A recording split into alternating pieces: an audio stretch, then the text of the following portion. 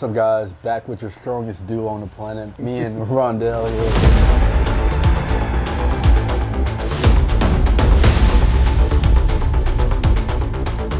Go over some tips and tricks with the deadlift again, but we're not going a full tutorial like we did last time. If you want to go and watch that video, get those tips and tricks, the video will be up in the corner. Is it right corner or left corner? I don't know. It'll be in one of these corners, but go and click that, watch that first, then come back to this video to get to the rest of the stuff. So, as Jamal said, in this video, we're gonna be going over a lot of the questions that you guys gave us. Yeah, it was a ton. It was like 200 or 300. So we're going to be talking about the conventional, we're going to be talking about sumo, we're going to be talking about setup, programming. Every question that you guys had, we try to answer it best as possible. And yeah. At the end of the day, this is just advice. Don't take our word for gospel. Yeah. Don't take our word for gospel. Like, go and still do your own research. We're just giving you from our point of view things that we've done along the way, things we tried, and just things that we feel like will be best, but our best probably won't be your best, so still do your research. So for sure. Let's go get into it. Yeah. All right, so Rexus __ asked, could pulling sumo help my conventional? I only pull conventional at the moment. And then there was another question from Pharaoh _ lifting, and he said, which should I choose, right? So honestly, this is a really personal and individualized question, right? Me and Jamal were actually talking about this before we even started recording. And honestly, as a beginner, you should try both. You know what I mean? Like, anybody could benefit from both. Like me, for example, when I just started, obviously I pull conventional now. I pulled sumo alongside my conventional for like 2 years, you know, and the biggest thing is trying to like figure out which one works better for you, which one is stronger for you. And you know, the question about like, could one benefit the other? The answer is absolutely yes. Like, there are a lot of things you learn like technique-wise, I guess, from sumo, like patience off the floor, hip positioning, leg drive, everything like wedging. That. Yeah, wedging, slack pull, all those things that could apply to a conventional. And then there are things like just simply brute strength and like force production that you get from conventional that could apply to a sumo, you know? So the answer is definitely try both if you haven't already. And even if you have, there could be some benefit there. And in terms of which one to use, that's up to you to try. So yeah, it's all trial and error. Like anything you do in training, like you want to try both. Like, especially try things for an extended block. Like try it like week on and week out. You know, find your technique and, you know, adequately like put effort into it. If you don't put effort into it, you go in one session, it's terrible. Of course, you don't think it's not going to benefit you. Like, you have to. You know, it's a process. It's like, we did this. We've been doing this for a long time. Like, we didn't get where we were. Where it's like, I went in the gym. Oh, deadlifter. Shitty, I don't want to cuss, but they're really bad. And, you know, I just didn't just say, oh, I'm done with deadlifting, you know what I'm saying? I kept at it until I got better at it. And like, with everything that you do when it comes to powerlifting, or anything in life really, like, you got to keep at it and want to get better at it. If you don't want to get better at it, you won't get better at it. And they will benefit each other in some regards, just like Rondel said. Yeah, and honestly, like, the chances of you finding like a super elite deadlifter who hasn't tried both for some extended period of time is probably zero. You know what I mean? Like, I pull conventional mainly now. I did sumo. Jamal pulls sumo mainly now. I started with conventional. Yeah, and he even recently just did conventional for what, like 4 months? Yeah, it's wild. Yeah, just like exclusively. So try both, guys, and yeah, definitely. The next question is by D. Delani, I think that's. Is being more upright better in the starting position? If so, how do people even get that upright? Being upright is more of a personal preference. You won't be as upright if you have a long torso and, you know, short arms, or if you have long legs and a long torso. It's also really dependent on hip mobility as well. Hip mobility. There's a lot of factors that go into it. Like, being upright isn't, I guess, ideal per se, but if you can get in there, then it's like, it's taking your back out of the equation and being more leg pressing. But the thing is, when it comes to sumo, same thing with conventional, you want as much power as well as finesse and technique. So it's like, you want to be in a happy medium. You don't want to be too upright where, like, especially if like your legs are all the way out here and you're upright. Now you're in lack stability. You know what I'm saying? It's like, I can do that, but it's like, at what cost? Like, at that point, it's like you're putting like a lot of torque in your hips. You know, you're risking losing the weight at the top, because any small thing you can just shift and fall and like who knows the type of injury you have. Yeah. So it's like you want a happy medium between, you know, just finding your leverages where it's like you don't have to be too upright, but you also want to be able in a position where you can exert power. Yeah, that's actually a really good point. Like, because even for me, like I don't pull sumo, right? And it's like I could get super upright if I am like super wide out, and then like I'm just like here, right? But at what cost is like the important question, because it's like you need the balance of technique and power. So it's like even with you, Jamal, like you have like a slightly narrower stance and like a slightly more bent over position than most like high level sumo pullers. Exactly. But you generate way more power than also most high level sumo pullers. So it's really like an independent thing. And it's not something that you want to just chase and lose sight of like actually getting stronger. You know what I mean? Like actually getting stronger is the goal. So because the goal is to use as much muscle and power as you can. That's, you know, you need your quads, your hips, your glutes, your back, your core. You need everything kind of all involved in one. And if you can't do that, especially with technique, then it's like you're missing out on a lot of weight that can be added to the bar. Next question that we had was from Connor _ with .tour at, yeah, you guys can see it on the street. It says, I feel like I can't keep my chest proud doing conventional. And that also ties into this question from _MF Weak Guy. And it says, how you round your back, right? Now, this question like actually ties into what we were just talking about there, right? Having your chest as high and proud as possible and also rounding your back is like two sides of the same coin, right? So if I was to demonstrate here with the conventional, you guys can basically see that as I'm setting up, I have options here, right? I could either round over as much as possible, or I could try to extend through my back and be either more like this or more like this. And those both have their pros and cons, and it kind of like exists on a spectrum, right? So the pros of that would be that, one, if I'm more rounded over, the weight is probably going to be easier off the floor because I can get my lower back in a more like advantageous position. The cons of that is that when I get to lockout, again, first to demonstrate here. Let's say I try to round a little bit more, right? So I'm here.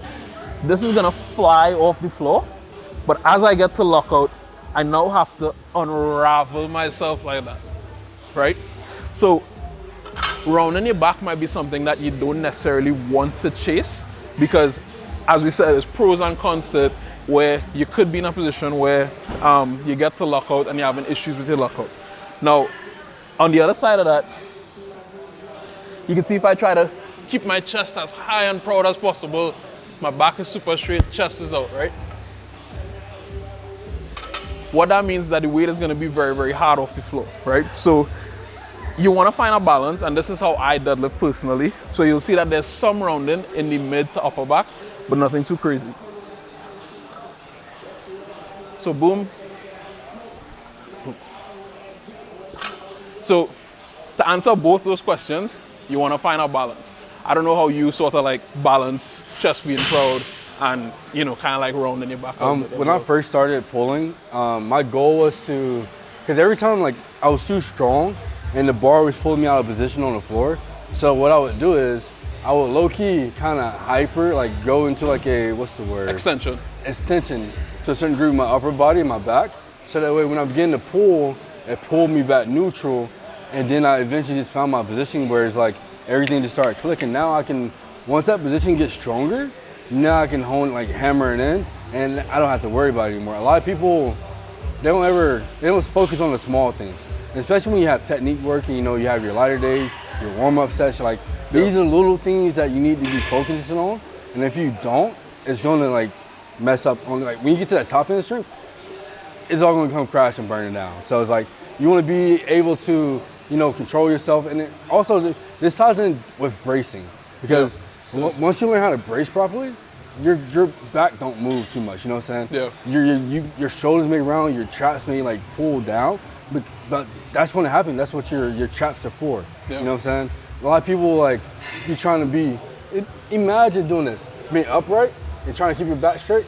Look at the range of motion. Like my arms are so much shorter, trying to keep my back up and tight. So just relax your upper body, your upper back, you're not gonna have as much weight as I lift. I've never had a back injury. Yeah. Like, cause most time when people injure the back, it's mostly their lower back, and that comes with bracing. Your upper back is fine. Trust me. Yeah. It's gonna be fine. So the next question is asked by AdCanV. Buttock and hamstring not working, lumbar pain, where's the problem? Thanks. This is a PSA to everyone out there. All coaches, I'm not a physical therapist. He is not a physical therapist. We cannot give you medical advice on how to deal with pain. That is not our job. You go seek a professional because they are more suited. Yeah, They are more suited to address your issues. We cannot. Only thing I can tell you is, find out why it's not firing. Try to, roll it out. If that helps, do some glute bridges, do, hamstring curls. Try to activate it by doing, what's the word? I'm trying to think. What's the one joint movement? Extensions? No. Hamstring curls? No, what's the term?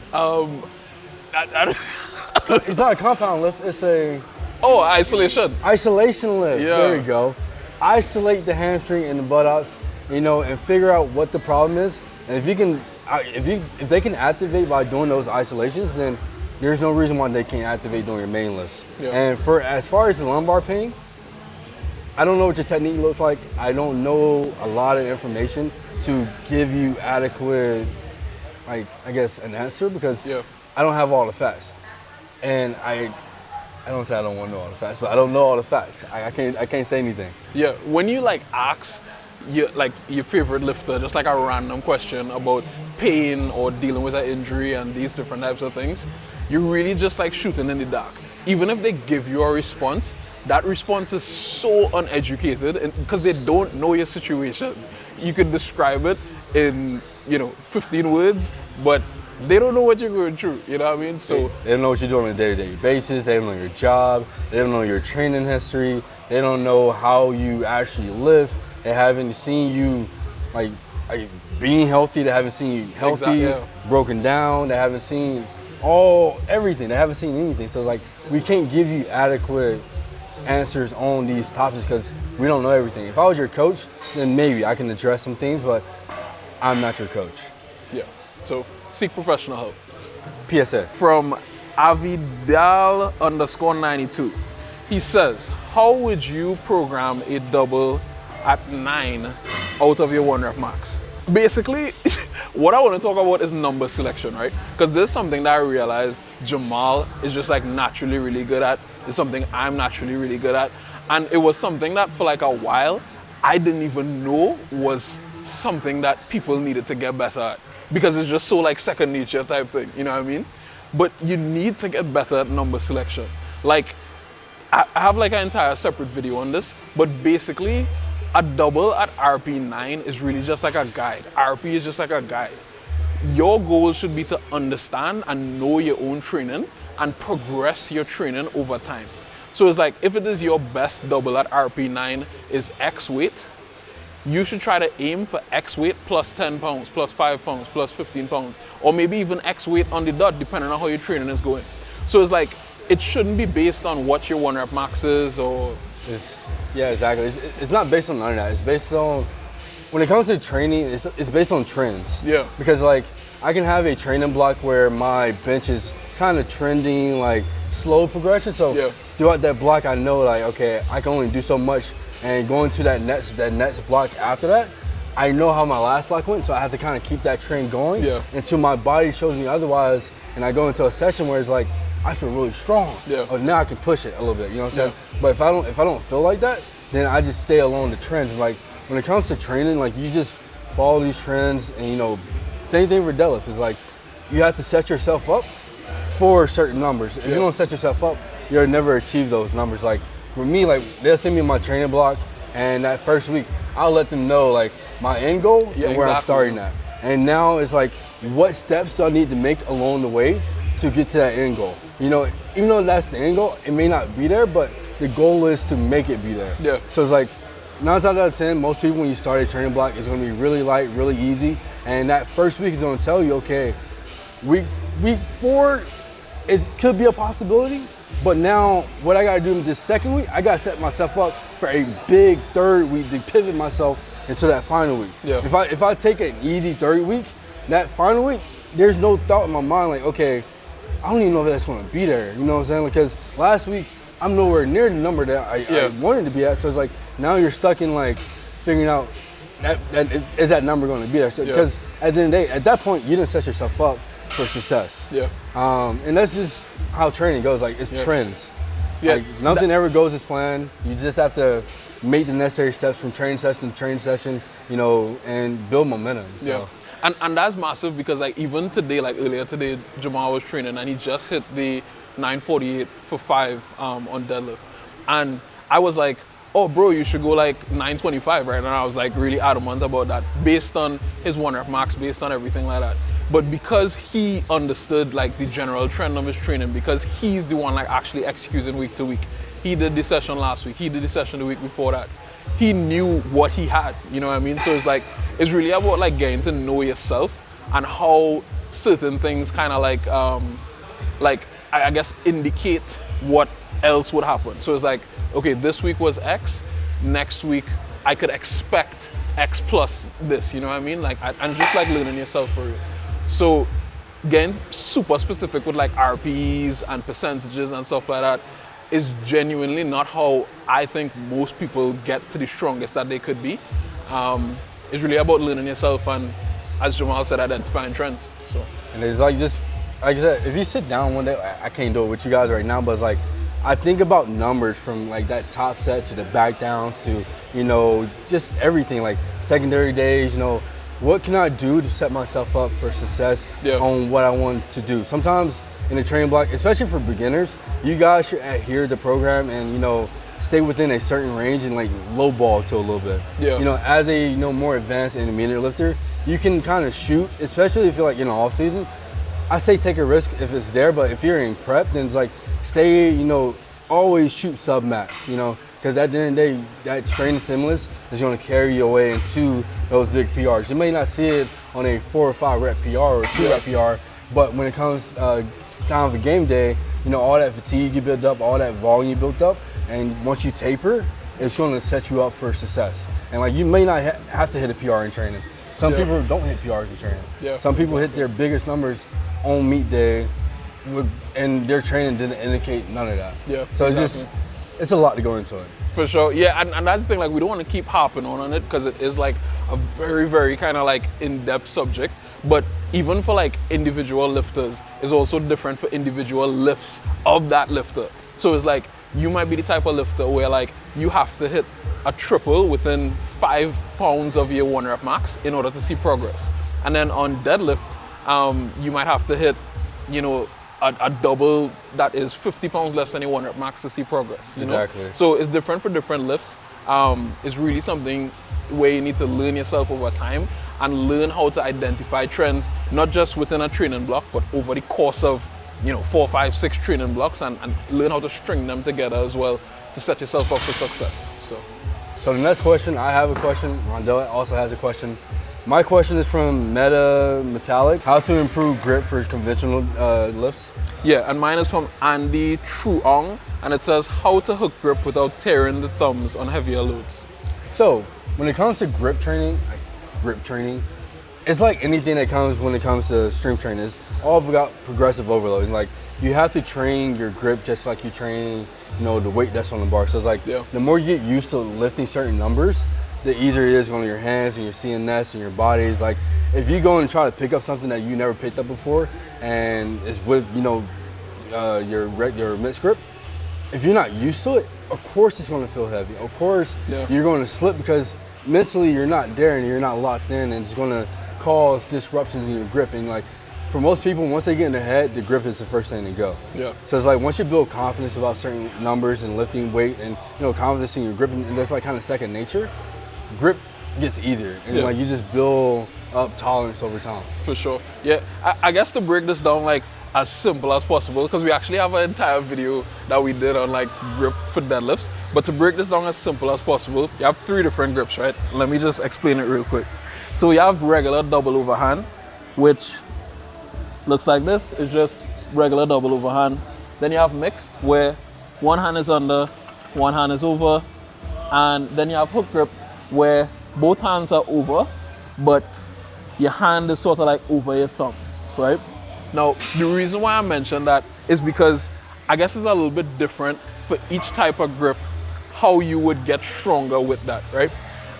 The thing about hook grip is that while the strength is important, is a little bit more technique based than mixed grip. Mixed grip is mostly, once you're gripping the bar properly, is mostly gonna be just getting your forearm stronger, right? Yeah. And just to touch on like how, I would recommend somebody grip the bar with mixed grip, you don't wanna set the bar super, super deep in your hands. That could actually be making you think that your grip is weaker than it is when, you actually have a pretty decent grip. So you don't wanna set your grip sort of like deep, deep, deep here. You wanna have it more so kind of like at the bottom here, on top of these calluses right here. A little bit looser of a grip, and that should give you a much stronger grip. And then the next thing that I would recommend there is just simply, one, doing as much work as possible without straps, and then two, adding in grip training. So that would look like things like long holds with the bar. So like at the end of your set, you can just hold it for as long as you possibly could. Pause, like I do pause deadlifts to work on grip, because like stopping momentum while you're halfway through a lift is like one of the big things I focus on is my grip and making sure that stays solid, especially with the weight bouncing in my hand and it kind of pulling me forward. If I can hold on to it, I can hold on to anything. Yeah. And what am I about to say? When it comes to hook grip tearing your hands, it's the same thing with mixed grip. You want to pull the slack out of your hand, and I'm gonna give you a pro tip here. When it comes to gripping the bar and having a strong grip, don't think about gripping the bar. The more you focus on grip, the more you try to squeeze and hold the bar, 9 times out of 10, you're gonna feel weaker, because you're not here, you're not like connected to your body.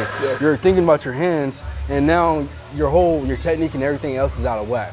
So the key to a strong grip is to not think about it. Make it second nature, and just lock in and just kind of go through the motion. You don't have to, once you focus on it, grip,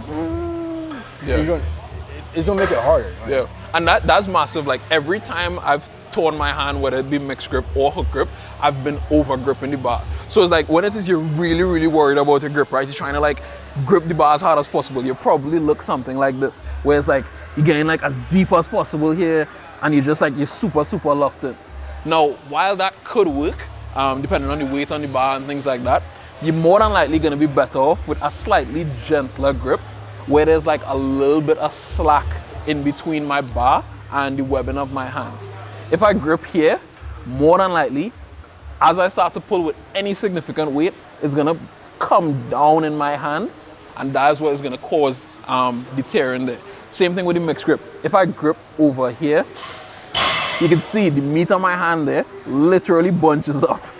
So I'm super, super gripped up, and all the weight is on those calluses. That's why people have rips here and here when they mix grip. Yeah, so, and this kind of ties in with slack pulling and wedging in the bar. You want to get to a point where it's like, you're pulling slack out of the bar, but you're also pulling slack out of your hand. If you're on the bar like this, and the bar just kind of in your hand and it can move around, that's bad, because once you begin to lift the weight, that it's going to shift, and it's going to go to the point where it want to be in a wave. So it's like, why not set up in that position, so that way when you begin to pull, that stays where it is. Now your body just moves around it. Yeah, and one huge thing as well, but it wouldn't necessarily be huge if you're more so like a beginner or like an early intermediate lifter, but as you get more advanced and you're lifting heavier loads, it's just like hand care. So taking care of your hands is like a big, big thing. Moisturize. Yeah, and even for me recently, I didn't realize how big of a thing it was. So like for hook grip, for example, if you build up calluses on your hands that are like hard and very, very smooth, it could get to the point where you're slipping just simply because it's so hard and smooth. As Jamal said, if you're not moisturizing your hands and having your hands be like, like how they should be, then you're gonna have problems with your grip, because your hands naturally get hard and very, very slippery as you don't take care of them.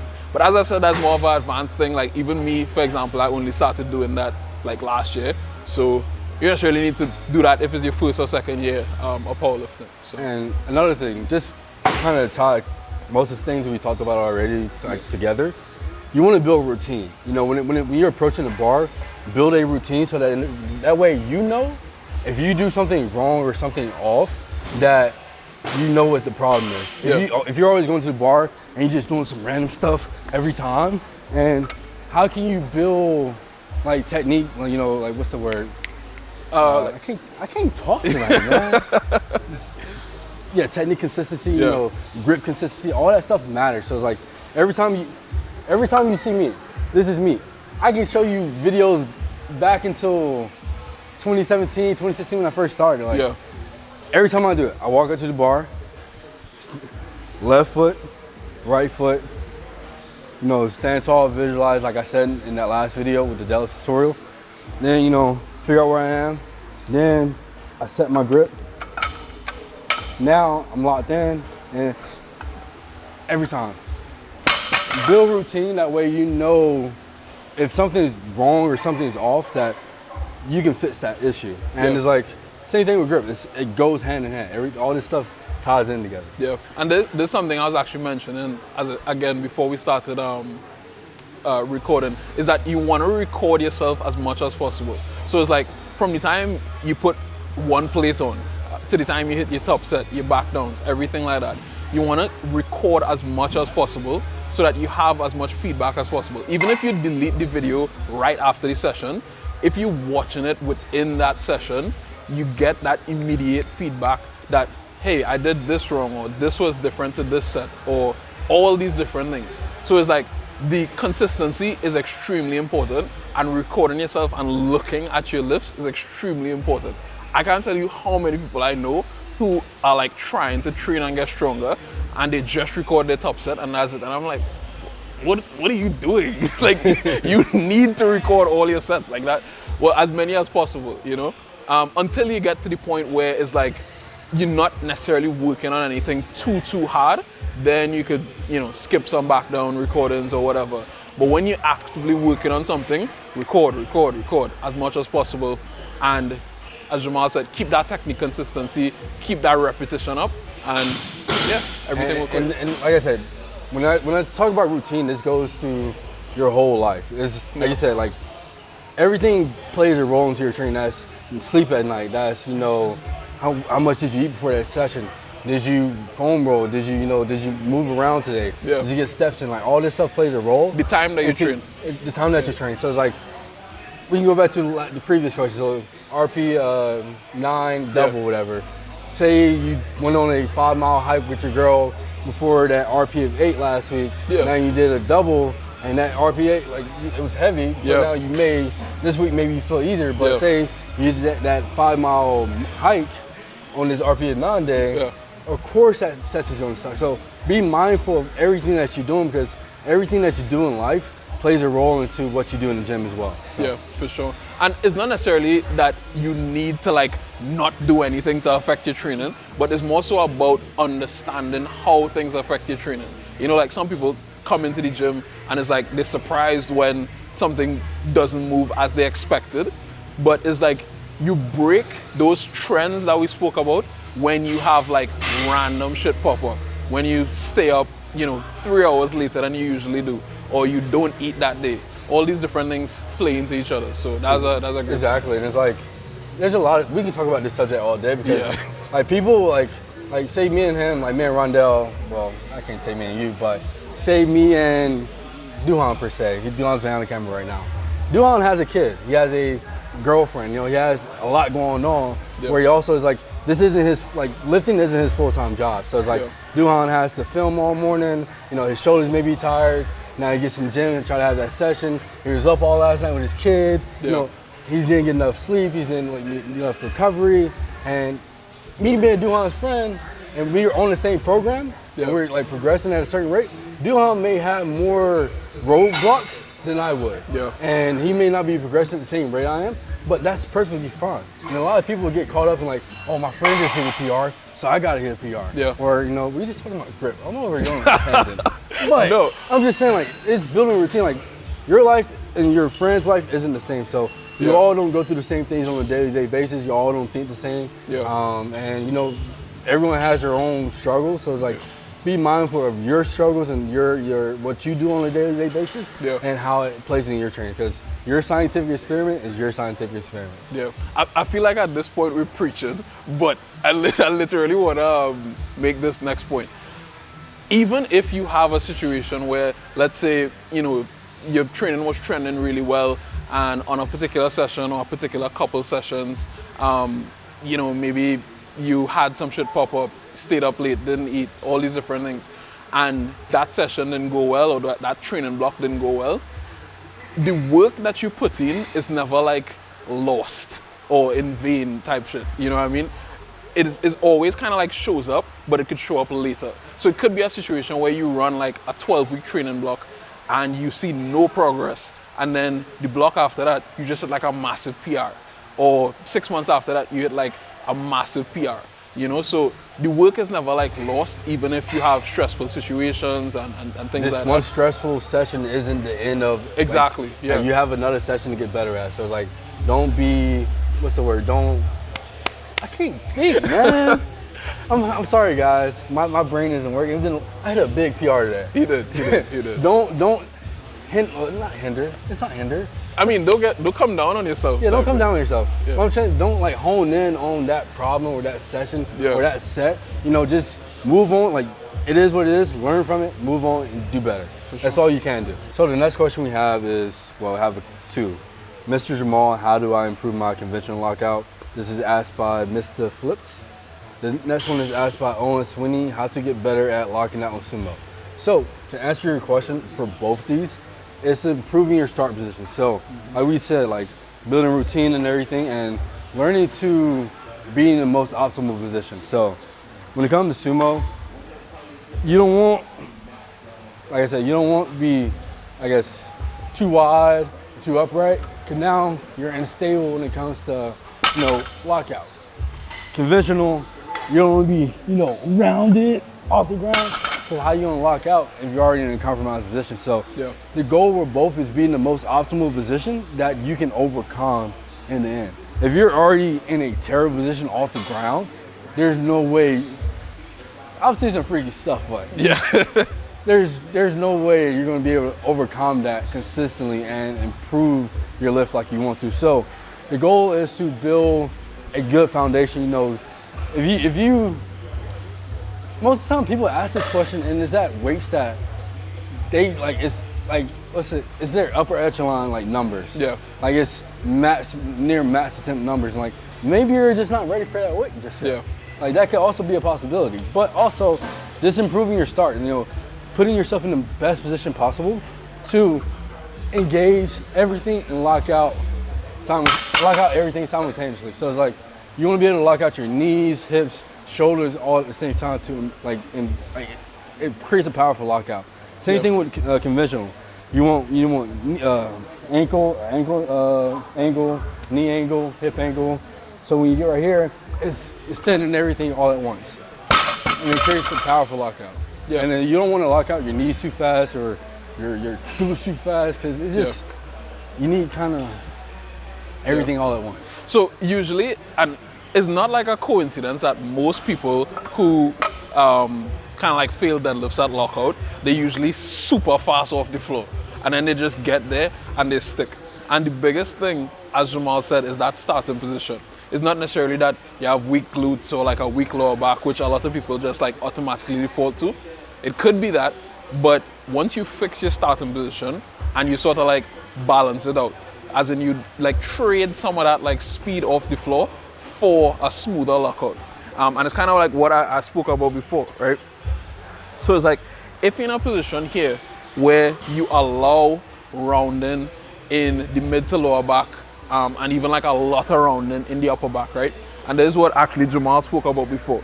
You can see that if I sort of like get super straight, you can see where my arms reach. They don't even reach my knees. If I bend over with a similar kind of like back angle, lower back angle, but I just bend over more, you can see that my fingers are like past my knees. So what that does is allows me to be in a more advantageous position when I'm coming off the floor, because I'm so much like longer. But the trade-off for that is that as I get to lockout, I have all of this to overcome. So it's like I'm going from here to here. So most times the problem is that you need to trade some of that speed off the floor for a better lockout. So I don't want to be here where it's like, you know, I've shortened in my arms, but I also don't want to be here where it's like, you know, I could possibly injure myself. I want to get somewhere in between and maintain that. Find a happy medium and like make that your best position possible. Exactly. And we even got like a lot of questions around like breathing and bracing, which ties into this. But basically, you want to kind of like lock in an ideal position, right? And what that will do is it would allow you to be, you know, in the most optimal position whereby the weight doesn't necessarily fly off the ground, but at the same time, when you get to lockout, it's going to be a smooth process as opposed to like I'm here and you're struggling to unravel it type thing. So you need a balance, and that's the biggest thing. And a lot of people chase, they see certain people lift, or some people see me lift and think because I'm so fast off the ground that they need to be fast off the ground as well. A lot of people don't have the muscular, like what's the word, like fast twitch muscles like I do. You may be more slower lifter. You may need to be slower out there, more patient, and then it turns on halfway through lifting and you can finish really fast. So it's just finding your pace and be patient with yourself. Don't rush off the ground, because once you rush this, everything else is going to be thrown off. For sure. So like be patient, you know, if you can move faster, then move faster, but only move faster if you can retain and be in your most technical position. Yeah, and two things actually popped into my mind there as Jamal was talking. Patience off the floor is like huge, especially for like sumo, but even for conventional as well is like really, really huge. So it's like, if it is you realize you're having trouble, like let's say like I showed you what to do there, right? And it's like you're still having trouble like applying that. Two things that could help. One, just simply trying to be more patient off the floor when you do deadlift and taking your time in maintaining that. And as we spoke about, having a routine and filming as much as possible. And then the next thing is that you could maybe try implementing some movements like pause deadlifts, for example. Those could be really good. So it's like, if it is, you know, you do not pause deadlifts, like some people I even have do double pause deadlifts, where it's like, you pause right here, then you pause at the knees, and then you finish out, right? What a movement like that would allow you to do is it kind of forces you to be in an ideal position. So it's like, if you aren't in position that you're supposed to be in, you're probably gonna have a hard time holding that pose. You know, so something like double pause deadlifts, really, really good for technique. Obviously, it limits the weight you could use a lot, but yeah, it'll help a lot. My big thing is learn to be an athlete. Most powerlifters aren't really athletes. Most people, they pay for services just to get, like, I guess, what's the word? You know, just almost like shortcuts. Like shortcuts, you know what I'm saying? Like life, there's no shortcuts for it. Like, you have to put in the work. If you want to be better, you have to do the work on your own. Like, you're there for every one of your sessions. Only you know what you're not focused on. Only you know where you're coming up short on. And it's like, yeah, you can hit up a coach and they can tell you something, but if you don't know what you're doing wrong on your own and learn to understand that and fix it, you'll never get better. Like, do your due diligence, watch YouTube videos, watch yourself, you know, critique yourself. Be your biggest, like, critiquer. Like, critique everything that you like. I need to fix this, fix that, and you be hypercritical of yourself. Because if you're not, and you're just kind of going through the motions, how do you expect someone just to kind of fix you if you're not working on fixing you? Right, so next question is from Dangav Rilenko 90. He says, can't activate my lats during the pull, any advice? And then Rio _ 4.0 says, what are some setup tips for bracing the core and keeping tight? So they both kind of tie in together. We're gonna answer them both and talk about breathing and bracing. So the first thing I wanna ask you, Jamal, and I'll answer as well. How do you think of bracing? Because I realize bracing your core is sort of like an individual thing, and people think of it differently to achieve the same outcome. So how do you think of it? I think about bracing by kind of allowing myself to be in the position that it wants to be in, but then just kind of making sure everything is tight and neutral. And now out of that, my limbs and everything can just kind of move around. You know what I'm saying?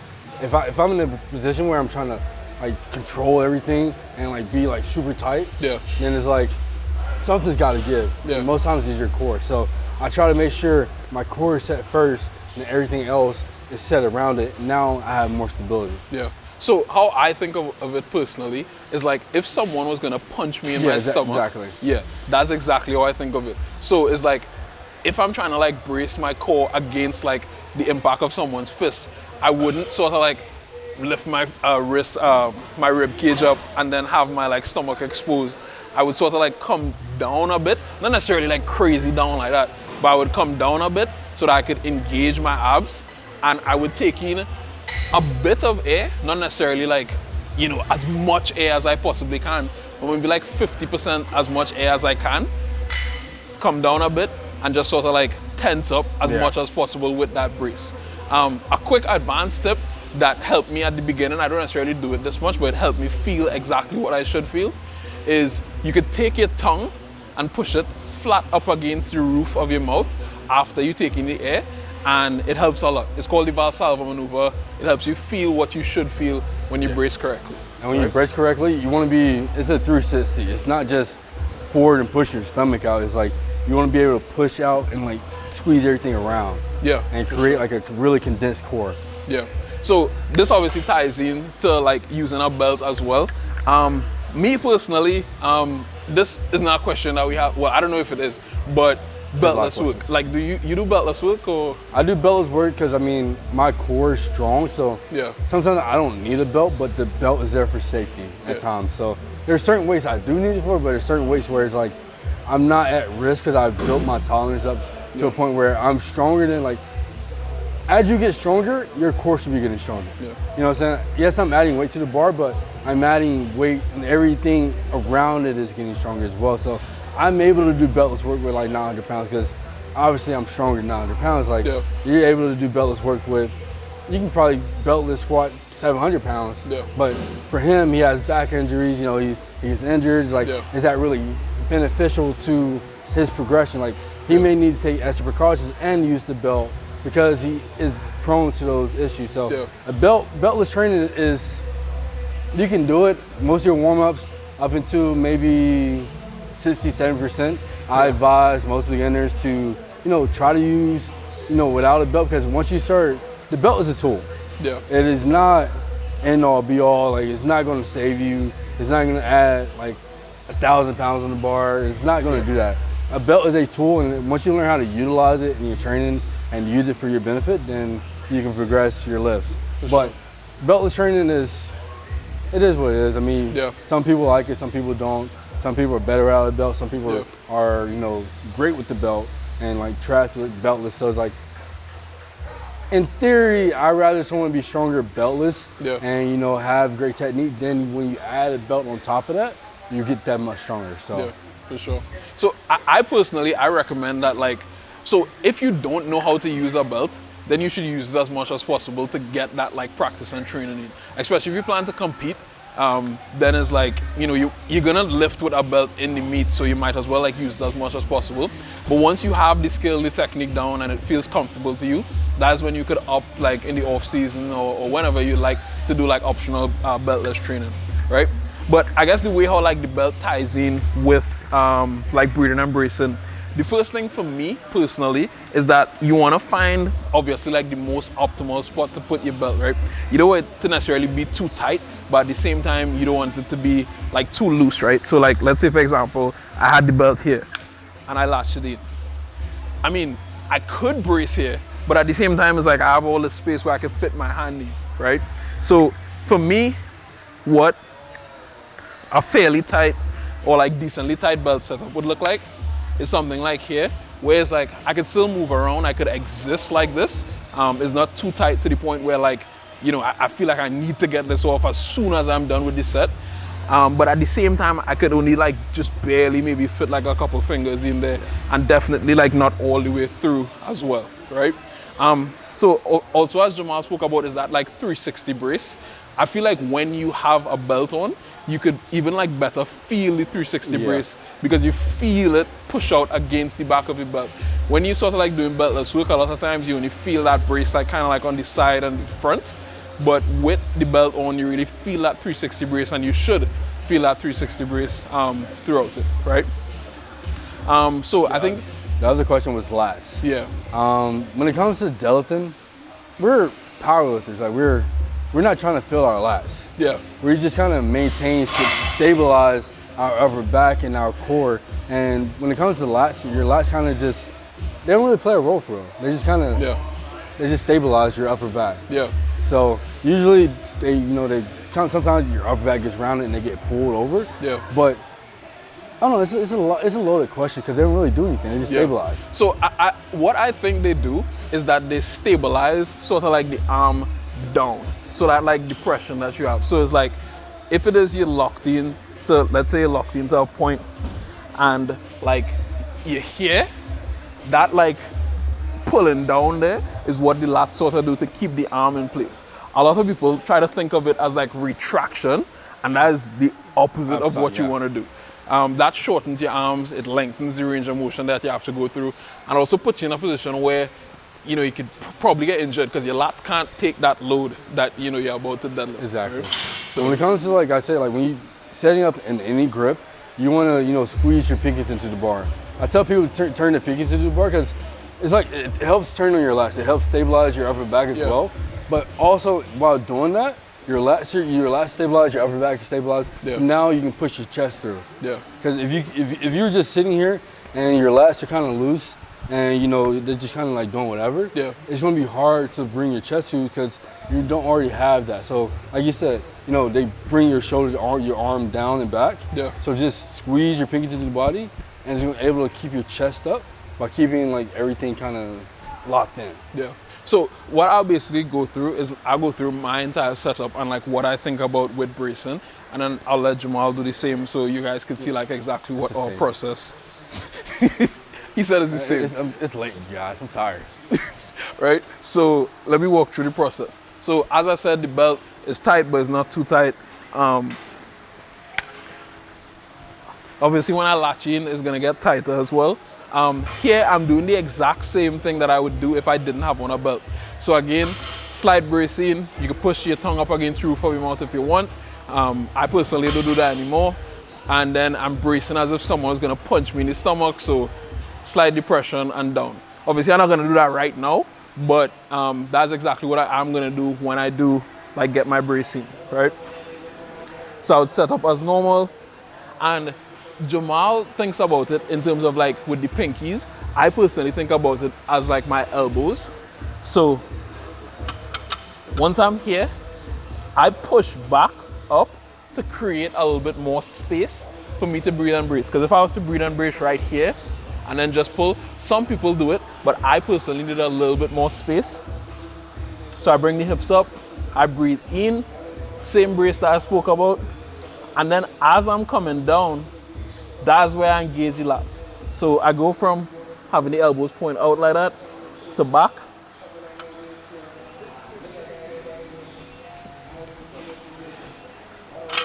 So that's how I execute. Well, mine is basically the same thing, but with Sumo. If you go back and watch that last video, we told you guys that, most beginners should use like a top-down approach or, be really a stable start. They don't need to have a dynamic start like we do, because most people don't know how to breathe on the go. They just they tighten the belt as tight as they can.